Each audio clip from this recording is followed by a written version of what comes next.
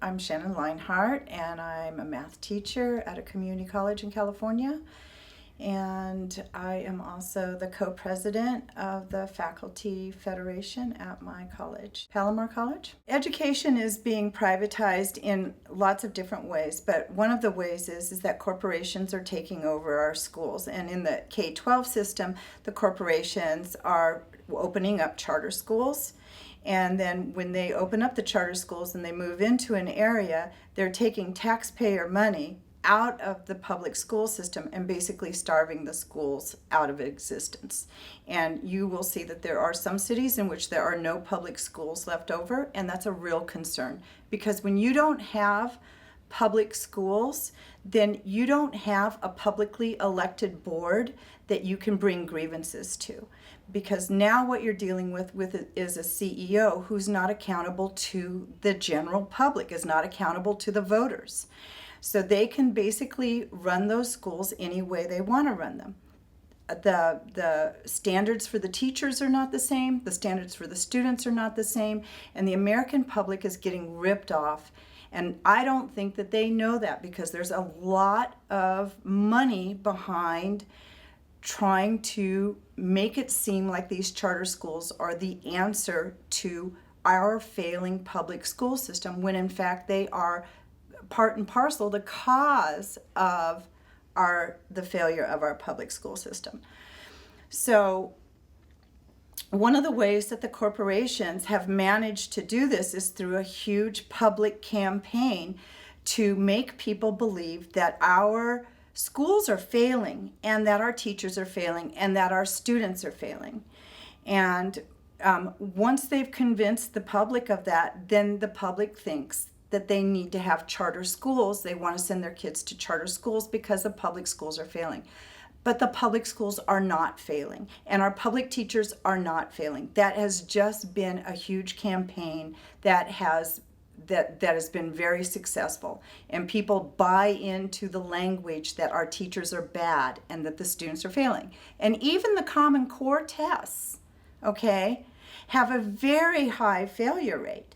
And so when you have a very high failure rate, then that basically proves the point that the corporations are making, which is that our schools are failing, when in fact it's the test that they're giving which is causing the failure, not the teachers. Well, the Pearson, you're talking about Pearson Inc., these big corporations that make money by having more testing. How is this kind of commodification of education? What does that mean? I mean, it seems like it's more about tests and scores than actual teaching. Well, that's when I said in the beginning that this is about redefining education. So, for centuries and in many cultures, education, real education, critical thinking education, was always only for the ruling class, always only for the elite, whereas the masses were taught job skills. And then after World War II, okay, they started opening up education to the masses, okay, and there was all of these different acts that basically said education was for everyone. And what came out of that huge, massive, let's give education, broad education for everyone, not just job skills, but broad education, was that you found a growing awareness of social issues. You found that people, could rise up through the system and become president of the United States. And it wasn't just for the elite. But for the ruling class, that became a problem, because you saw what happened in the 60s, and that was the height of this massive experiment about mass education, broad education for the public.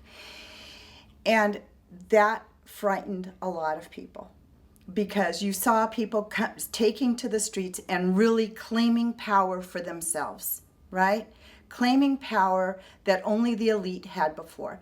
Now what's happening, and when we talk about the testing, it's all part of this, okay? It's all about testing, about educating so that the masses can be a commodity for the free market. We need to have, so corporations need to have technicians, educated technicians. And so when you look at the way education is now, it's not about critical thinking. It's not about teaching people for the whole person. It's really about just teaching skills. It's just about teaching the masses to be workers for the free market.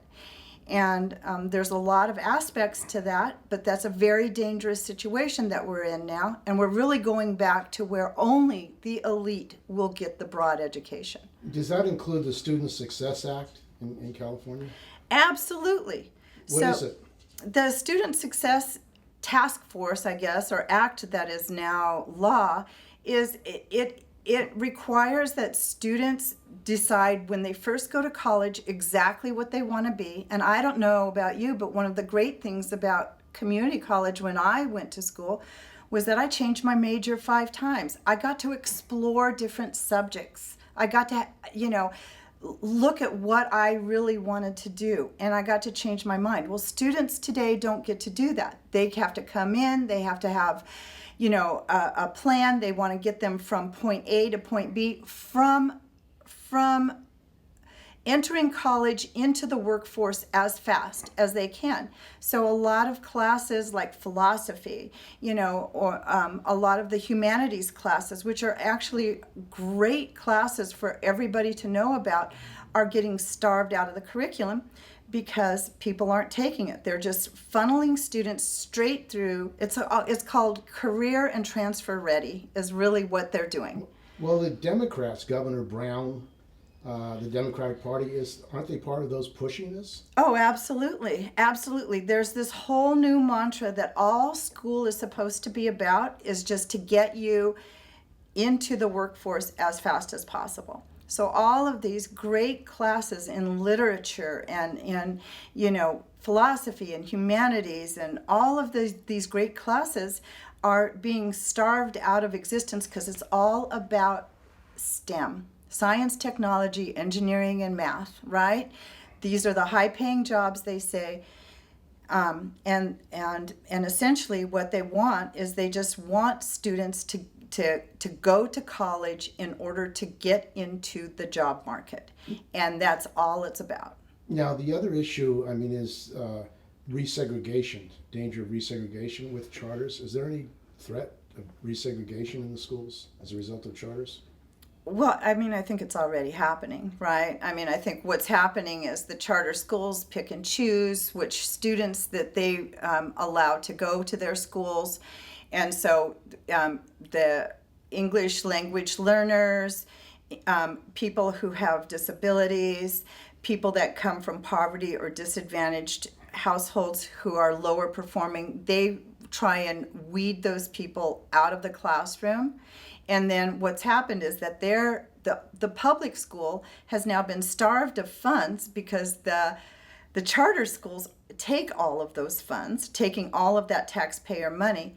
And now you've got a 2-class system, right? You've got the people that get into certain schools and the people that don't get into certain schools. And that resegregation is definitely part of the plan. It's definitely part of the plan. But there's a lot of wealth in California. Yeah. Billionaires are over 100 billionaires. Yet it seems like there's not enough money for education. For public education, for free education in community college, UC and CSU system. Why aren't we going after the people that have the money in California to pay for free public education? So some people just think that public education is being underfunded, and a lot of that comes from Prop 13. But I would say that public education is being defunded. It's purposely being defunded. And my evidence for that was when in California we tried to run Prop 30, right, to bring more money into our public school system. Who would be against something like that, right? And yet at that time, Prop 30 was seriously in jeopardy because there was dark money. $11 million of dark money came into the state of California to try and defeat Prop 30. And that came from groups like ALEC and the Koch brothers because they don't want public education. They want to take over public education. They want to monetize it. They want to make money out of it. But aren't the Democrats in California carrying out the agenda of privatization and monetizing education? The Democrats are as much of a problem as the Republicans are. And I've been saying this, education doesn't have a party. Public education doesn't have a party. The Democrats have sold out to big money, as well as the Republicans have, they're always sold out to big money. But no, I feel like one of the biggest threats that we have is that we don't have anyone standing up for us. And let's talk a little bit about religion in the schools. Is there a danger of religious groups or different cults taking over charter schools and funneling money to their organizations? Oh, absolutely. I mean, that's happening. Can you give some examples? Well, I know in Escondido there are some religious groups. I can't actually speak to that. I'm not a super expert on what's going on with the public school system in Escondido, but I do know that is an issue. Yeah. Well, when the Brown versus Supreme Court was passed that forced integration, there were groups that said we wanted to have community schools, which basically meant publicly funded schools that were segregated as a way of avoiding integration. Do you think the charters are being used as a vehicle to avoid integration in California and nationally? Yeah, I'm sure that they are, but I'm not an expert on that. That's not Okay. my area of expertise. Yeah. The testing that's going on in community colleges, the new structure with the Student Success Act, how has that affected education in California and the community colleges? So higher education is a little different than K-12 in that we don't have standardized tests yet. Okay. You're worried that you may have it. Yes, we think that it's coming down the line, but we don't have that right now. What's happening? Yes. So that the privatization effort that's happening in the K-12 system is significantly different in many ways than what's happening in higher ed, and I'm really familiar with what's happening in higher ed.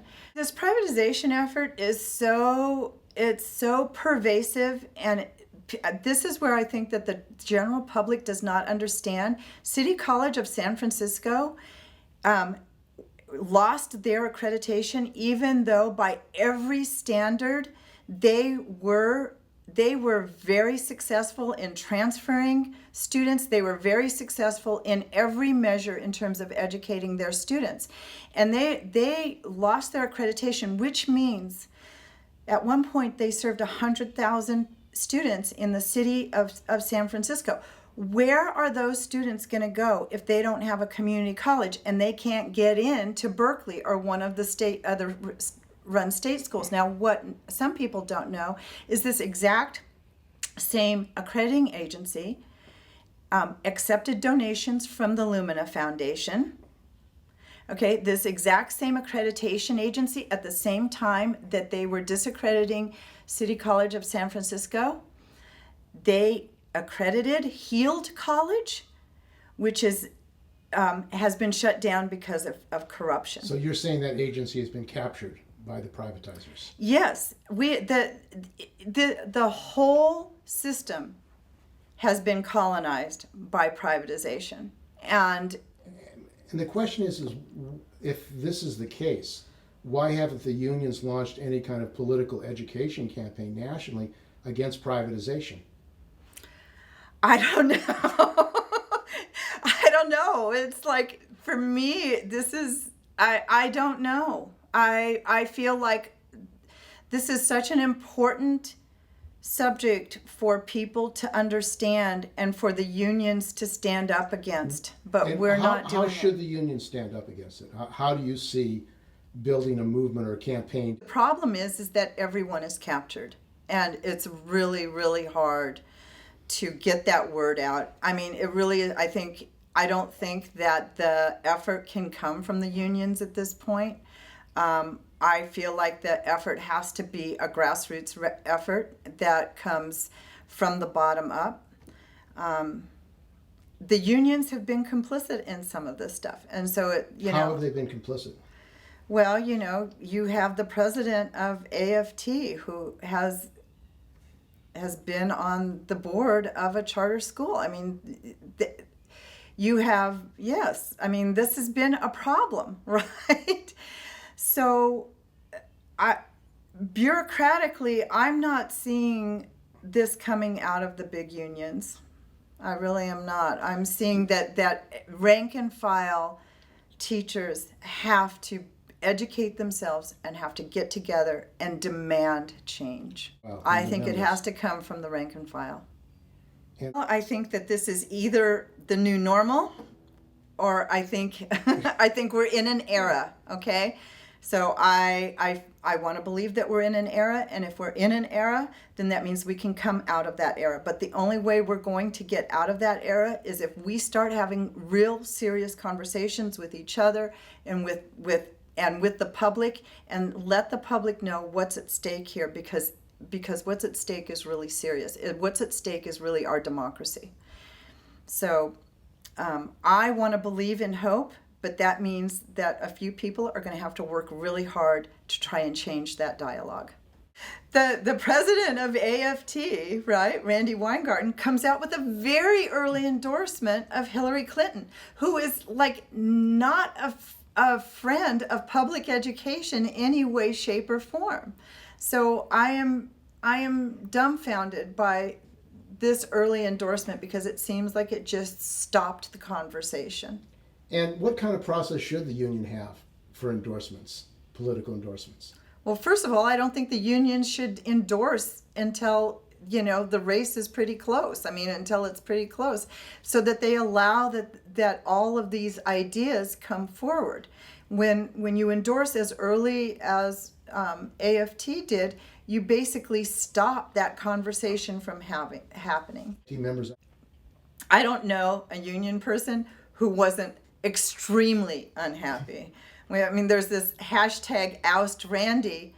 I think that was super disrespectful of the rank and file people on the ground that are trying to fight the privatization effort, because Hillary Clinton is not, she is part of the problem. She is part of the problem. We need to have a party that stands up for public education in every way, shape, and form.